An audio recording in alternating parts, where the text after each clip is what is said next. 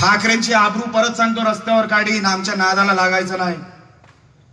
त्या मातोश्रीच्या कुठल्या माळ्यावर काय काय व्हायचं आम्हाला माहिती आहे। मला असं वाटलं होतं की फार मोठा उद्रेक होईल, सगळे शिवसैनिक चौताळतील, अंगावर येतील, हे साले सगळे इजडे निघाले।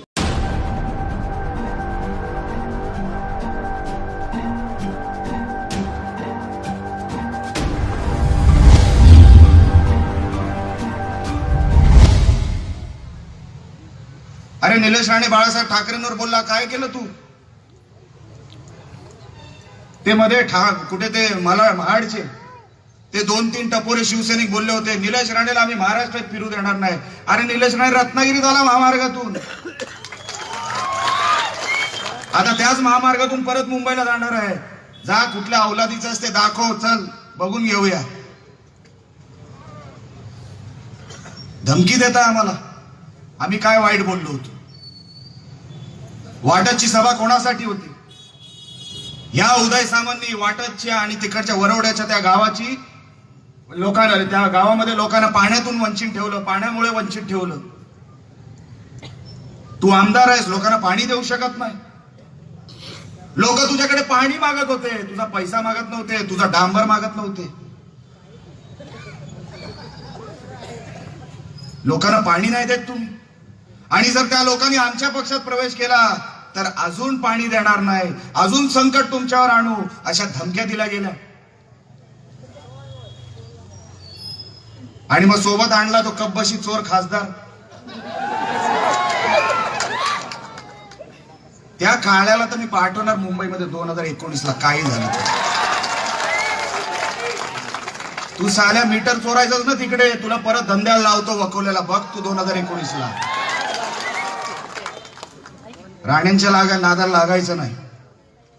अरे खालच्या दर्जावर टीका कोणावर करतोय का? माजी मुख्यमंत्र्यावर। आम्ही आजपर्यंत कधी बाळासाहेबांबद्दल बोललो नव्हतो। ठीक आहे, मोठा माणूस आहे, मान सन्मान करायचा असतो। अरे तू एक माजी मुख्यमंत्र्याबद्दल बोलतो, मग आम्ही काय बाळासाहेबांबद्दल बोलायचं नाही काय? अरे तुझा देव तुझ्या देवावर ठेव, मी माझा देव माझ्या देवावर ठेवीन। ठाकरेंची आबरू परत सांगतो रस्त्यावर काढीन, आमच्या नादाला लागायचं नाही। त्या मातोश्रीच्या कुठल्या माळ्यावर काय काय व्हायचं आम्हाला माहिती आहे। आणि तेव्हाही सांगितलं होतं, आजही सांगतो, लोक अंगावर कपडे ठेवणार नाही एकदा ठाकरे कसे आहेत ते कळल्यावर। आणि मला असं वाटलं होतं की फार मोठा उद्रेक होईल, सगळे शिवसैनिक चौताळतील, अंगावर येतील, हे साले सगळे इजडे निघाले। एकाच्या मध्ये दम नाही, लांबून सभा घेत आहेत, लांबून। त्यांना पण माहिती आहे खरं काय ते। निलेश राणे तेव्हा अर्धवटच बोलला होता, पण एक फाईट वातावरण टाईट झालं का नाही?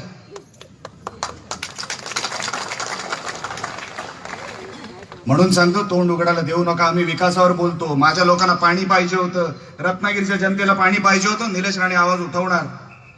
मिरकरवाड्यामध्ये रस्ता होत नव्हता, निलेश राणे आवाज उठवणार। आज रत्नागिरीला जागतिक शहर निलेश राणेला बघायचं, आमच्या सगळ्या रत्नागिरीकरांना बघायचंय। आणि इथे वाद कसला चालू आहे की नगराध्यक्ष कोण? नगराध्यक्ष राजीनामा कुठे देतोय? भैरीच्या मंदिरात। ह्यांचा वाटोळ अटळ आहे, म्हणजे लोकांना गृहीत धरलंय आपण काही केलं तरी लोक आमच्या मागे उभे राहतील। एकाला सुट्टीवर पाठवायचं, दुसऱ्याला बसवायचं,